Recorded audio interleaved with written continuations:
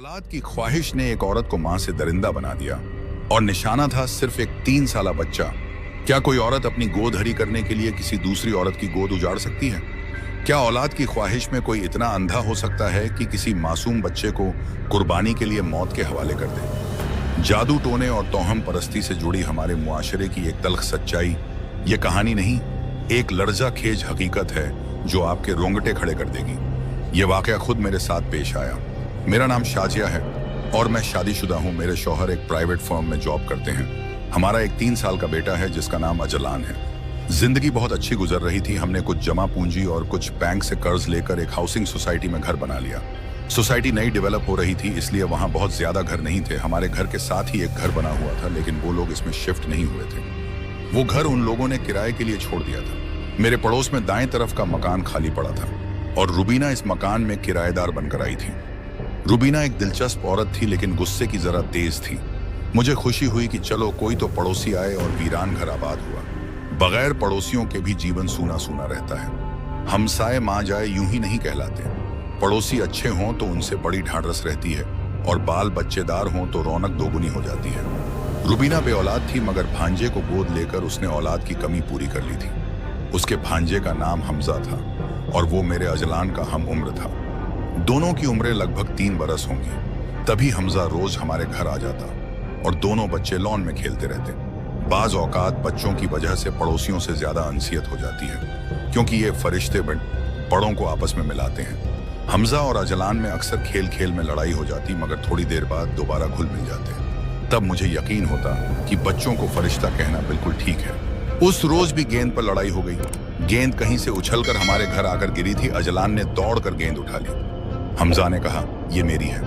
Azlan बोला, नहीं ये मेरी है। जब मेरे समझाने पर भी वो न माने तो मैंने गेंद उठाकर गली में फेंक दी। मैंने कहा कि ये तुम दोनों की नहीं, बाहर गली में जो लड़के खेल रहे हैं ये उनकी है। मैं अभी बच्चों से बात ही कर रही थी कि रुबीना आ गई और तकरार शुरू कर दी। उसने कहा, तुम अजीब माँ हो, अपने बच्चों से गेंद छीन कर बाहर फेंक दी। मैंने उसे समझाना चाहा, मगर वो बिगड़ती चली गई और खूब लड़ी। फिर हमजा का हाथ पकड़ा और खींचती हुई ले गई। जाते जाते कहने लगी कि खबरदार, अब कभी अजलान के साथ न खेलना। उसने अजलान को भी धमकाया कि अगर तुम हमारे घर आए तो तुम्हारी ऐसी दुर्गत बनाऊंगी कि याद रखोगे। रुबीना के इस रूप पर मैं हैरान रह गई। सोचा न था कि वो ऐसी बदतमीजी दिखाएगी।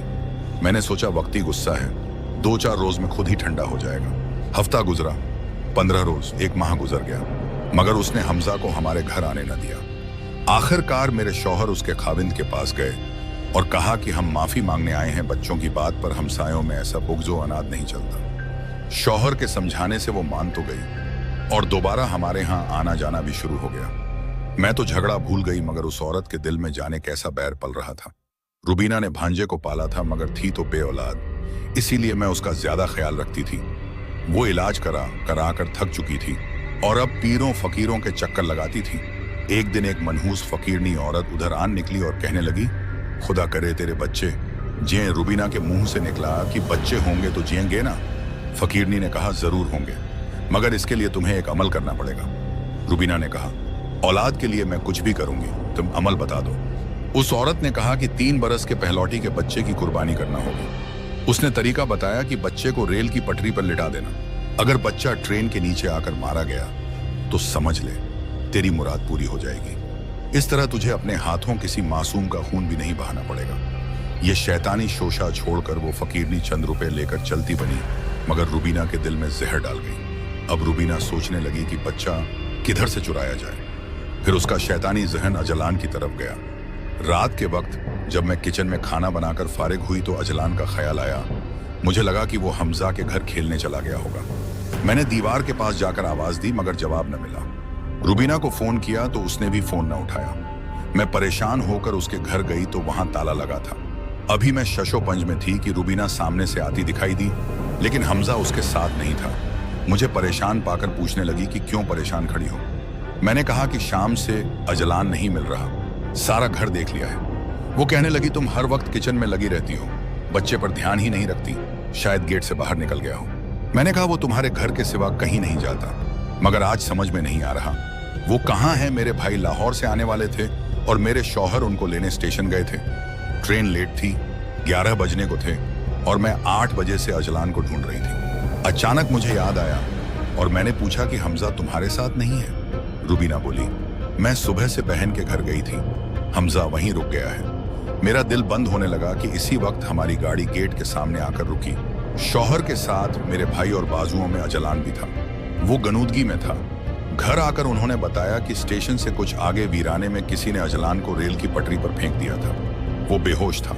वहां अंधेरा था, लेकिन रेलवे के एक गश्त करने वाले मुलाजिम की नजर उस पर पड़ गई। उसने ट्रेन आने से चंद मिनट कबल अजलान को वहां से उठा लिया। स्टेशन पर जब ऐलान हुआ कि एक बच्चा बेहोश मिला है तो हम वहां गए और देखा वो अजलान था। बाद में जब अजलान को होश आया तो उसने बताया कि जब मैं आंटी के घर गया तो उन्होंने मुझे मिठाई दी थी।